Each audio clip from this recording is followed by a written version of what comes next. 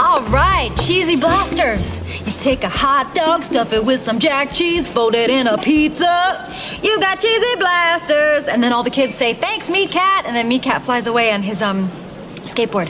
I can't eat this. Hey, what's up guys? Welcome back to Binging with Babish, where this week you might be wondering, is this the new kitchen? No, it's not. It is my alma mater high school's learning kitchen, where they've been kind enough to let me come back and experiment on their students with cheesy blaster. It's a recipe that involves jack cheese, hot dogs, and of course, pizza. So we're going to start by oven baking our frozen pizza. I'm going with frozen supermarket bought ingredients here because I imagine this is what Liz is talking about. One of those frozen snacks that are part of the ongoing public effort to make children less healthy. So what we're going to do as the song says. We're going to take some hot dogs, stuff them with some jack cheese, and then fold them in a pizza. I later found it more effective to butterfly the hot dog entirely and place the cheese into its gaping maw, covering for maximum meltage. I'm also doing a backup pizza here. That first pizza was a little overdone for my taste, but it'll do for a practice round. I'm going to start by trying to make a sort of individual cheesy blaster, that is, cutting a strip out of my pizza, placing a single hot dog in the center, and rolling to completion. Let's take a look at the cross section here. Nothing really to write home about, but we have to do it according to the Binging with Babish bylaws, and be careful with your first bite. It's going to remind you just how hot cheese is physically capable of becoming, and also maybe opt for some regular hot dogs because these natural casing joints were just making it too difficult to eat. So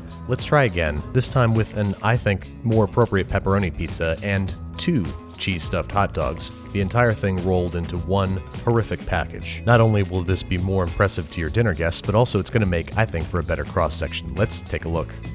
Oh yeah, now that's a cheesy blaster. Now, if you're 30 years old like me and you don't want to die in 3 years, you gotta invite the culinary club at your high school, the Tang Gang. Come on in here, guys. These kids were kind enough to invite me to their school, and now they get to eat this thing. Have at it, guys. I'm gonna go have some kale or something. Ah, look at these animals go.